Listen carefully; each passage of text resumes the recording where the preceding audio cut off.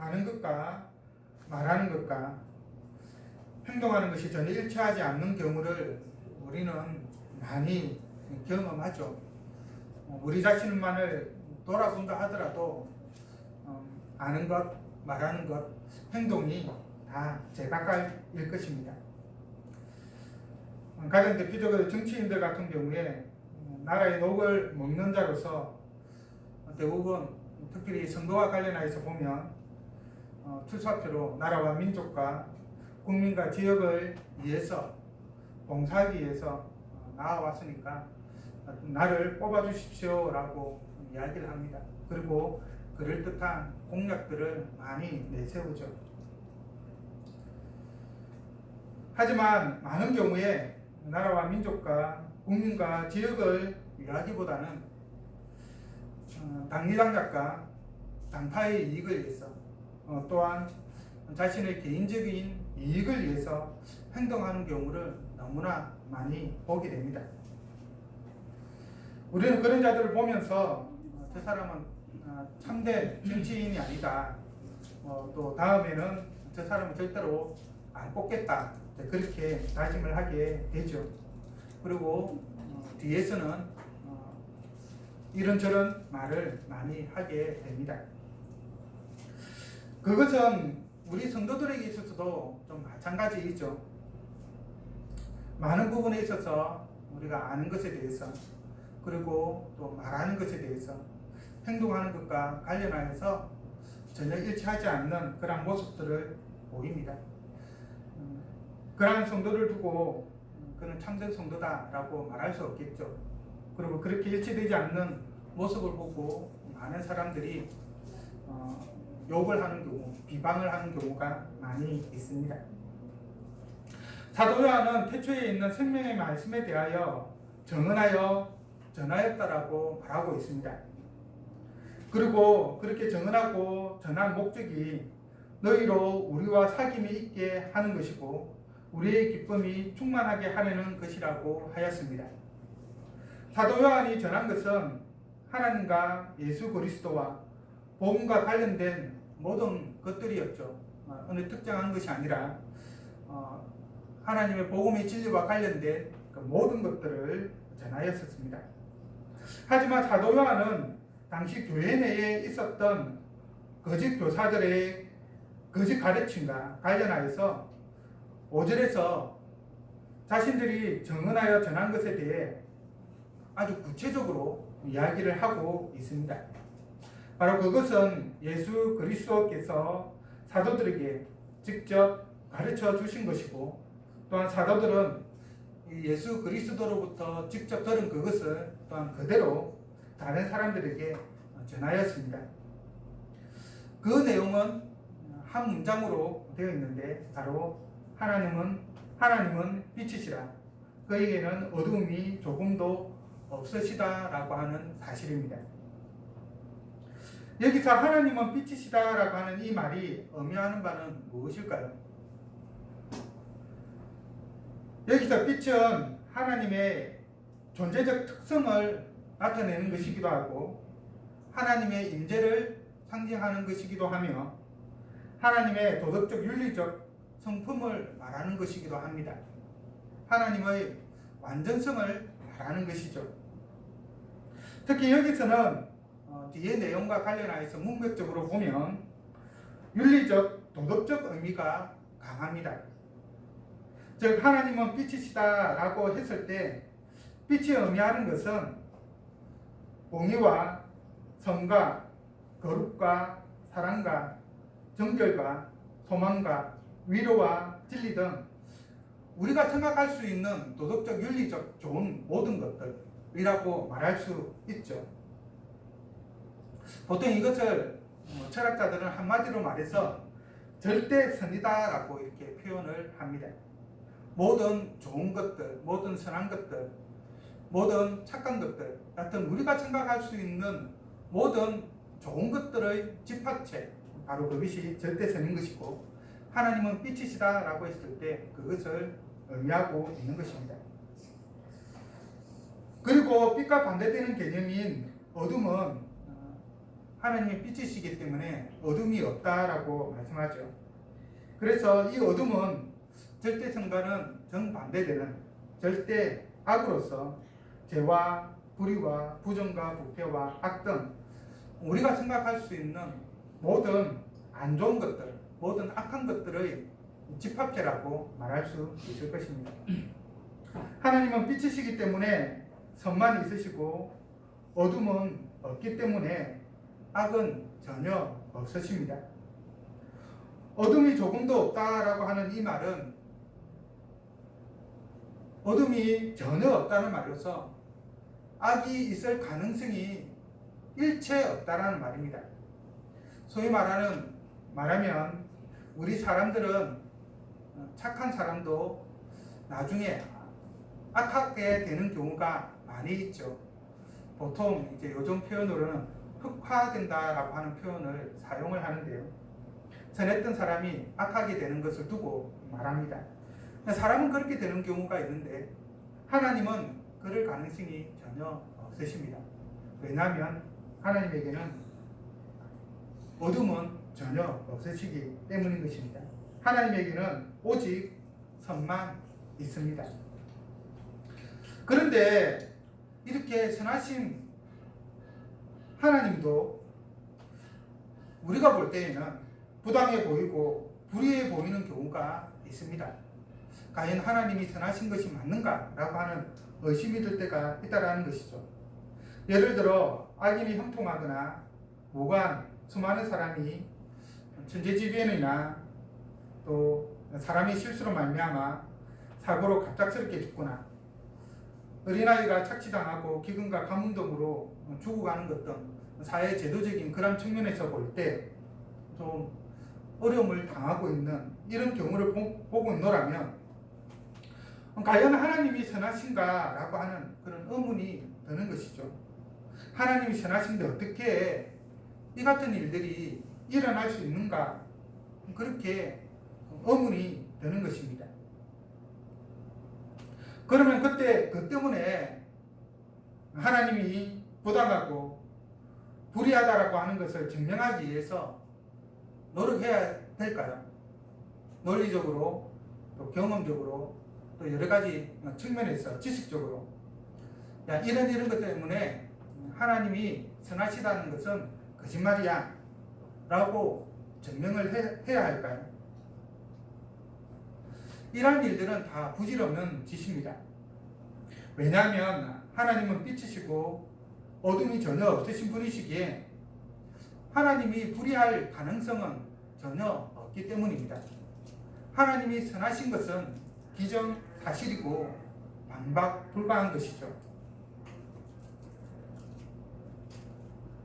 하나님은 빛이시고 어둠이 없는 분이시기 때문에 하나님이 불의할 수 있다라고 하는 가정 그 자체가 근본적으로 잘못된 가정이라고 할 수가 있습니다. 그래서 세상에서 일어나는 우리가 이해할 수 없는 일들은 하나님의 불의함을 증명한다고 여기서는 안 되는 것이죠. 우리가 이해할 수 없는 그러한 일들 때문에 하나님은 불의하시다라고 단정지어서는 안 된다는 것입니다. 그런 일들에 대해 하나님에 대해 의심하기보다는 그 문제를 해결하기 위한 다른 접근 방식을 취해야 한다는 것이죠. 부당하게 보이기 때문에 하나님은 선하시지 않다. 부당한 부분도 있다. 그렇게 결론 내리는 것은 어떻게 보면 참 쉬워 보입니다. 그러나 그것은 잘못된 답인 것이죠. 그렇기 때문에 정답을 찾기 위해서는 다른 부분을 살펴보아야 하는 것입니다. 즉 선하신 하나님이 왜 그런 일을 허용하시는 것일까? 이런 일들이 일어나는 근본적인 원인은 무엇일까? 라고 생각해 보아야 하는 것이죠. 이 세상에서 일어나는 부당하고 불의해 보이는 모든 일들의 근본 원인은 죄 때문입니다.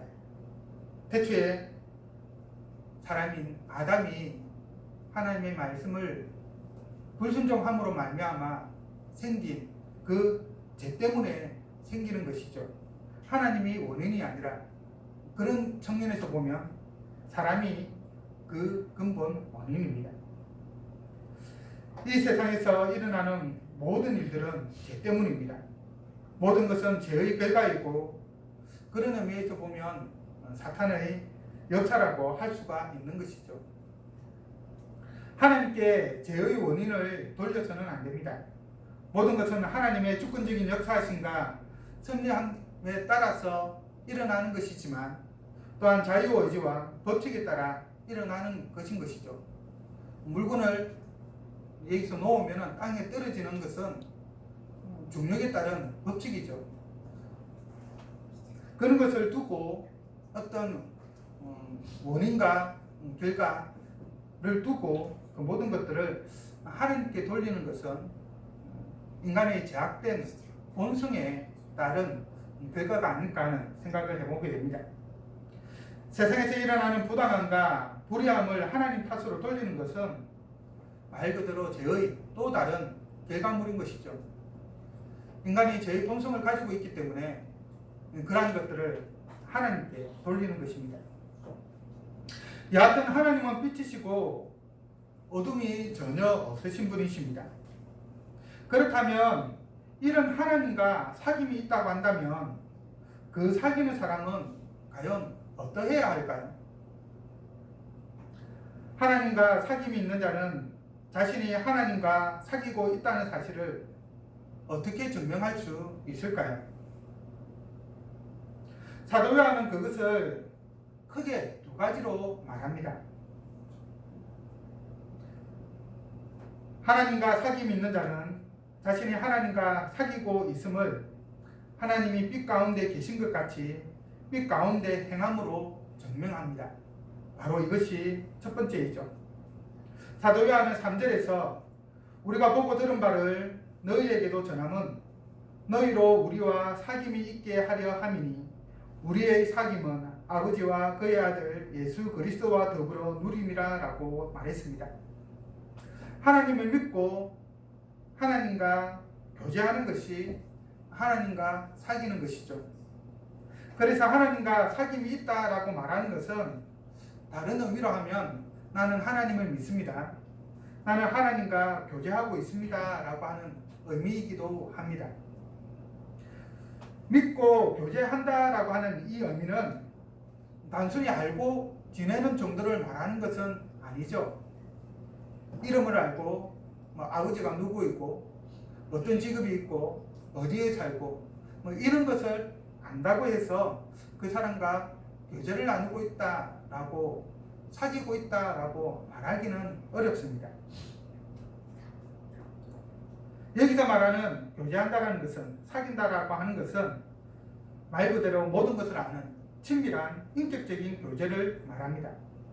그의 모든 것을 알고 원하는 것이 무엇인지 알며 얼굴만 봐도 눈빛만 봐도 어떤 생각을 하고 있고 무엇을 하려고 하는지 아는 그러한 상태, 정말 원하는 것이 무엇인지 기뻐하는 것이 무엇인지 그리고 그것을 행하려고 하는 그를 닮아가려고 노력하고 사랑하고 모든 것을 바쳐 헌신하려고 하는 것 이런 것들을 다 포함하는 것이 지금 성경에서 말하고 있는 사귐이라고 하는 교제라고 하는 말의 뜻입니다. 이것이 하나님과 사귄다라고 하는 것의 의미인 것이죠. 우리가 하나님과 사귄다고 하면 하나님을 위해서 헌신하고 하나님이 기뻐하시고 뜻하는 바를 행하려고 노력하고 하나님이 원하시는 것이 무엇인지 알기 위해서 노력하고 그런 것이 바로 하나님과 사귀고 있는 자라고 말할 수 있는 것입니다. 그리고 사귐이 있다라고 하는 이 말은 좋은 의미에서 사귀는 사람과 좋은 인품과 성품을 가지는 것, 곧 그 사귀는 그 사람을 닮아가는 것을 말하는 것이죠. 나쁜 의미는 아닙니다. 나쁜 의미로 하면은 사귀어서는 안 되겠죠. 그래서 하나님과 사귐이 있다라고 하는 이 말은 다른 의미로 한다면 또한 하나님을 닮아간다라고 하는 의미이기도 합니다. 앞에서 하나님은 빛이라고 했죠. 그래서 하나님과 사귐이 있는 자는 하나님을 닮아서 빛 가운데 행합니다. 그리고 앞에서 빛은 절대성과 연관이 있다고 했습니다. 선이고 의고 거룩이고 사랑이고 소망이며 위로이고 정결함입니다. 우리가 생각할 수 있는 모든 좋은 것들이죠. 그런 점에서 하나님과 사귄다라고 하는 것은 곧 빛 가운데 행한다라고 하는 것은 내가 하나님을 닮아서 나의 생각과 말과 행동에 있어서 하나님처럼 선하고 의롭고 거룩하고 사랑하며 소망과 위로를 주고 정결한 삶이 바탕이 되는 것을 말하는 것이죠. 쉽게 우리가 일반적으로 짧게 이야기한다면 선하고 거룩한 삶, 순결한 삶을 말하는 것입니다. 여기서 중요한 것은 나의 의와 선이 아니라 하나님의 의와 선을 드러내어야 한다는 것입니다. 이는 태양과 달의 관계와 같은 것이죠. 달은 스스로 빛을 내지 못합니다. 밤하늘의 달이 빛을 내는 것은, 그래서 우리가 밤하늘에 달이 떠 있다는 것은, 밝은 달을 볼 수 있는 것은 달이 스스로 빛을 내기 때문이 아니라 태양의 빛을 받아서 그 빛을 반사하기 때문에 우리가 달을 볼 수가 있는 것입니다. 우리와 하나님과의 관계도 마찬가지입니다. 우리는 하나님의 의와 선을 바라야 하지 나의 의와 선을 드러내어서는 안 되는 것입니다. 하나님의 공로, 그것을 하나님의 은혜를 드러내어야 하는 것이지 나의 공로, 나의 노력을 드러내어서는 안 된다는 것입니다. 이것은 하나님과 사귀는 자의 모습이 아닌 것이죠. 만약에 나의 선을 드러낸다고 한다면, 하나님을 나의 기준으로 밀어낸다고 한다면, 그는 하나님과 사귀는 자가 아니라고 할 수 있을 것입니다. 내가 하나님에 의해서 규정되는 것이 아니라 오히려 내가 하나님을 규정하는 그러한 실수를 우리는 범해서는 안 됩니다. 나의 위에 하나님이 있어야지 하나님 이외에 내가 있어서는 안 된다는 말입니다. 많은 경우에 하나님을 수단화하고 하나님을 이용하는 경우가 많이 있습니다. 제가 자주 쓰는 비유로 마치 알라딘의 요술연필에 들어있는 지니와 같이 하나님을 나의 소원을 이루려고 하는 그런 수단으로만 사용하는 경우가 많이 있는 것이죠. 그것은 하나님과 사귀는 자의 모습이 아닙니다. 그것은 하나님을 종으로 부리는 자의 모습이고, 그런 점에서 보면 아주 전형적인 타 종교의 신간이고 믿음이라고 할 수가 있는 것이죠. 그래서 빛 가운데 행한다라고 하는 것은 신앙의 관점에서는 하나님을 믿고 하나님을 믿는다라고 하는 것은 또 다른 의미에서 예수 그리스도를 하나님의 아들로, 그리고 그가 우리의 죄를 위해서 십자가에 죽으셔서 우리의 모든 죄를 사해 주셨고 부활 승천하셔서 다시 이 세상을 심판하기에 이 세상에 오신다라고 하는 것을 믿는 것을 말합니다. 포괄적으로 표현한다면 성경에 기록되어져 있는 그 모든 말씀을 믿는다라는 것이죠. 또한 생활의 관점에서 빛 가운데 행한다라고 하는 것은 어렵고 선한 삶을 사는 것을 말합니다. 그래서 7절의 말씀, 곧 그가 빛 가운데 계신 것 같이 우리도 빛 가운데 행하면 우리가 서로 사귐이 있고 그 아들 예수의 피가 우리를 모든 죄에서 깨끗하게 하실 것이요 라고 하는 이 말씀은 행위 구원을 말하는 것이 아니라 이미 믿음으로 구원받은 자의 특징을 말해주는 것이라고 할 수가 있습니다. 구원받은 자는 예수 그리스도의 피로 모든 죄에서 깨끗하게 된 자이죠.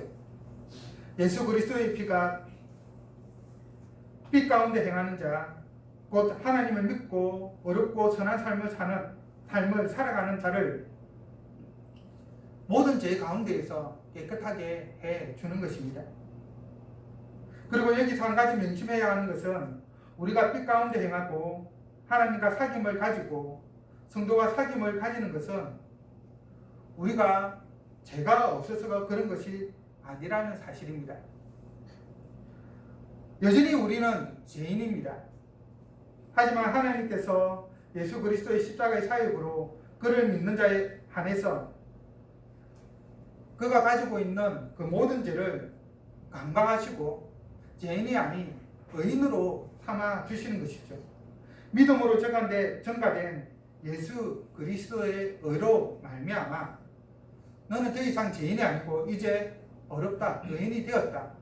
그래서 하나님의 그 거룩하심과 의에 맞서서 대적하는 것이 아니라 오히려 하나님과 교제할 수 있는 자리에 나아갈 수 있게 되는 것이죠. 그러나 여전히 우리의 모습 가운데에는 죄가 있고 죄의 본성이 남아 있습니다. 그래서 우리가 빛 가운데 행한다고 하나님과 사귐이 있다고 그렇게 말하면서 우리는 죄가 없다라고 말하는 것은 심각한 잘못인 것입니다. 우리가 빛 가운데 행하고 하나님과 사귐을 가질 수 있는 궁극적인 이유는 예수님께서 십자가에 죽으심으로 우리의 모든 죄를 깨끗하게 해 주셨기 때문입니다. 우리의 공로 때문이 아닌 것이죠. 그래서 자신에게 죄가 있다는 것을 인정하고 죄를 자백하는 것이 하나님과 사귐을 가진 자가 하나님과 사귐이 있음을 증명하는 두 번째 방법인 것입니다. 하나님은 빛이시기 때문에 하나님과 사귐이 있는 자는 하나님의 빛으로 말미암아 자신의 죄를 깨닫게 됩니다. 어둠이 있는 곳에 빛이 비치면 그 빛이 사라져 버리죠. 하나님의 빛이 우리 안에 있다고 한다면 우리 안에 있는 죄는 다 사라집니다. 그리고 죄가 있으면 어떻게 될까요? 죄가 있다는 사실을 깨닫게 되겠죠. 그 사람이 그 죄를 비추기 때문에 우리가 죄인이라는 사실을 깨닫게 되는 것입니다. 그리고 죄가 있는 것을 깨닫게 되면 내가 죄가 있구나 하고 끝나는 것이 아니라 그 죄에 대해서 하나님 앞에 나아가 자백하는 것이죠. 하나님, 제가 이런 죄를 지었습니다. 용서해 주십시오 라고 간구하게 되는 것입니다. 바로 그것이 하나님과 사귐 있는 자, 그래서 빛 가운데 행하는 자가 가지는 특징이라고 말할 수 있는 것입니다. 그런 의미에서 보면 우리에게 어느 정도 죄책감을 가지고 있는 것은 이런 점에서는 참으로 좋습니다. 하나님이 없는 가운데 하나님의 그 빛 안에서 행하지 않는 가운데 죄책감을 가지는 것은 문제이지만 하나님을 믿는 가운데 빛 가운데 행하는 가운데 죄책감을 가지는 것은 내가 빛 가운데 행하고 또 그러려고 노력하는 것이다 라고 하는 것을 간접적으로 보여주는 것이죠. 빛 가운데 행하지 않는 자들은 아예 본문에서 말하는 것처럼 스스로 죄가 없다라고 말하고 그리고 자신이 지은 죄에 대해서 전혀 고백하지 않습니다. 8절에서 죄가 없다라고 하는 이 말은 죄가 있다라는 그 자체를 부정하는 말이 되는 것이죠. 이것이 의미하는 바는 어떤 것일까요? 그러면 이것은 죄를 재정의하는 것을 말합니다. 죄가 없다라고 하는 이 말은 우리가 일반적으로 말하고 있는 죄라는 것들이 있죠.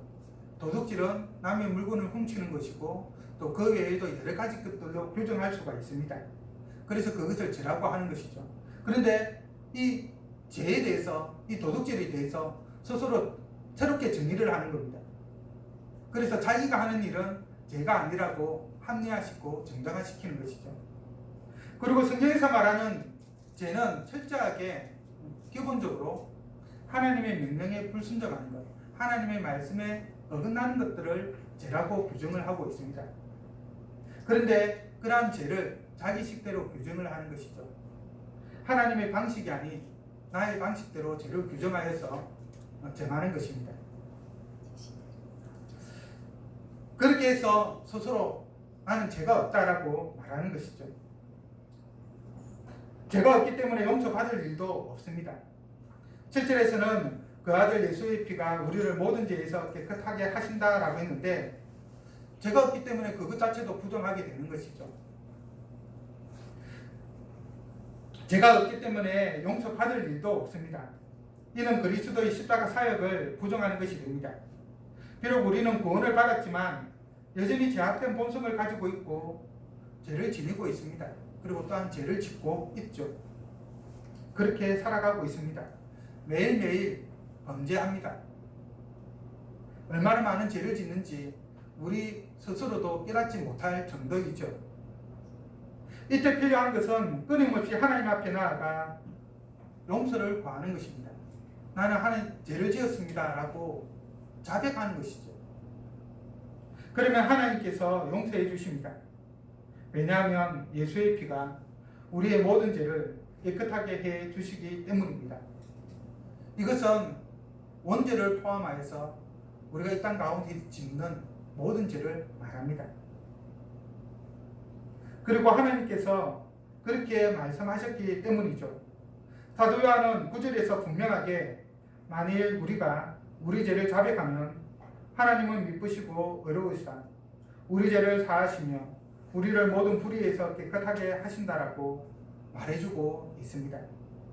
하나님은 예수 그리스도를 통한 죄 사함을 약속하셨고 하나님은 신실하시기 때문에 이 미쁘다라고 하는 말은 신실하다는 뜻입니다. 반드시 그 성품에 따라서 행한다라는 약속하신 말씀, 그가 하신 말씀은 지키신다라는 의미가 들어가 있습니다. 그래서 당신이 말씀하신 것처럼 그 앞에 죄를 자백하며 나아오는 모든 자의 죄를 용서해 주시는 것이죠. 아무리 동일한 죄를 수십 번, 수만 번 지었다 하더라도 이 하나님의 용서하시는 그 은혜를 믿고 나아가는 자를 하나님께서는 용서해 주십니다. 그렇기 때문에 내가 똑같은 죄를 지었는데 염치 불구하고 염치가 있지 어떻게 나아갈 수 있는가 그런 생각을 할 필요가 없는 것이죠. 예수님은 또한 이와 비슷하게 우리가 하나님으로부터 그러한 용서를 받았기 때문에 또 사람과의 관계 가운데에서 또 끊임없이 용서할 것을 명하고 계시죠. 그래서 이런 7번씩 7번이라도 해야 된다라고 말씀을 하시는 것입니다. 하지만 안타깝게도 우리의 일상생활 가운데에서는 우리 주위에는 그렇지 못한 경우가 너무나도 많이 있죠. 하나님과 사귐이 있다고 하면서 어둠에 행하는 자가 너무나 많습니다. 그들은 하나님과 사귄다고 하면서 빛 가운데 행하지 않고 어둠 가운데 행하며 거짓말을 하고 불의를 행하고 진리를 벗어난 행동을 합니다. 거짓말은 마귀의 전형적인 특징입니다. 사도 요한이 6절에서 만일 우리가 하나님과 사귐이 있다 하고 어둠에 행하며 거짓말을 하고 진리를 행하지 아니함이거니와 라고 말한 것은 다 이유가 있습니다. 이 부분을 본문에서도 몇 번 반복을 하고 있죠. 왜 이렇게 반복을 하고 있을까요? 그것은 요한복음 8장 44절에서 예수님께서 이렇게 말씀을 하신 부분이 있습니다. 너희는 너희 아비 마귀에게서 났으니 너희 아비의 욕심대로 너희도 행하고자 하느니라. 그는 처음부터 살인한 자요 진리가 그 속에 없으므로 진리에 서지 못하고 거짓을 말할 때마다 제 것으로 말하나니 이는 그가 거짓말쟁이요 거짓의 아비가 되었음이라 하고 예수님께서 말씀을 하고 계시는데 바로 이 때문입니다. 마귀의 가장 큰 특징이 거짓말을 하고 진리를 행하지 않는 것이죠. 따라서 거짓말을 하고 진리를 행하지 않는다라고 하는 것은 하나님을 따라 사는 자가 아니라 마귀를 따라 사는 자임을 분명하게 보여주는 것입니다. 그리고 제 자신이 죄를 짓지 않았다, 죄가 없다, 무죄하다라고 말하는 자들이 너무나도 많은 것이 오늘날의 현실입니다.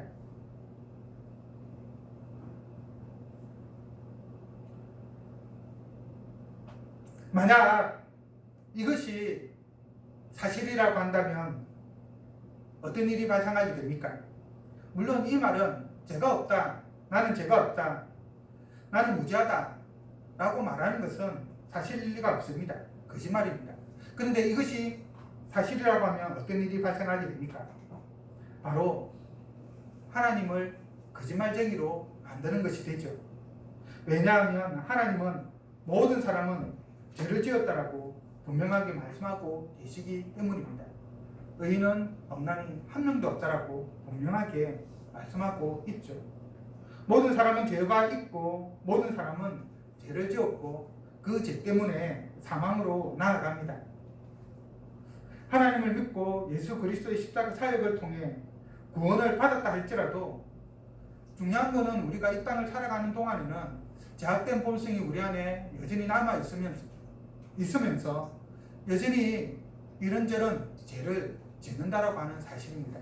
그것 자체도 부정해서는 안 되는 것이죠. 구원은 받았지만 죄는 짓습니다.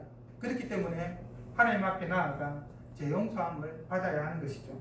십자가 사역은 과거의 죄를 용서해 주셨을 뿐만 아니라 아담이 지었던 그 원죄를 용서해 주셨을 뿐만 아니라 현재 우리가 짓는 그리고 앞으로 지을 그 모든 죄에 대해서도 효력이 있습니다. 하나님 앞에 나아가 용서를 구하기만 하면 다 용서해 주시는 것이죠. 그래서 이것을 부정하는 자들은 하나님을 거짓말쟁이로 만드는 것이 되는 것이고 하나님을 거짓말을 하는 마귀로 만드는 그런 현상이 생기게 되는 것입니다. 그래서 우리가 죄인임을 고백하면서 항상 하나님 앞에서 나아가 죄를 고백하는 우리의 삶이 되기를 바랍니다. 사랑하는 성도 여러분, 하나님을 믿습니까? 예수 그리스도의 십자가 사역을 믿습니까? 하나님과 사귐이 있다라고 그렇게 고백합니까? 그렇다면 삶 속에서 하나님의 성품을 따라 어렵고 선하며 거룩한 삶의 모습이 있기를 바랍니다. 죄가 있음을 고백하고 그 지은 죄를 하나님 앞에 내려놓기 바랍니다. 그리고 회개하며 살아가기를 바랍니다. 빛 가운데 행하고 죄가 있다고 고백하고 죄를 지었기 때문에 회개하는 삶을 사는 자가 진정 하나님과 사귐이 있는 자입니다. 하나님과 사귐 있는 자로서 바로 이러한 삶을 살아가기를 간절히 바랍니다. 기도하겠습니다.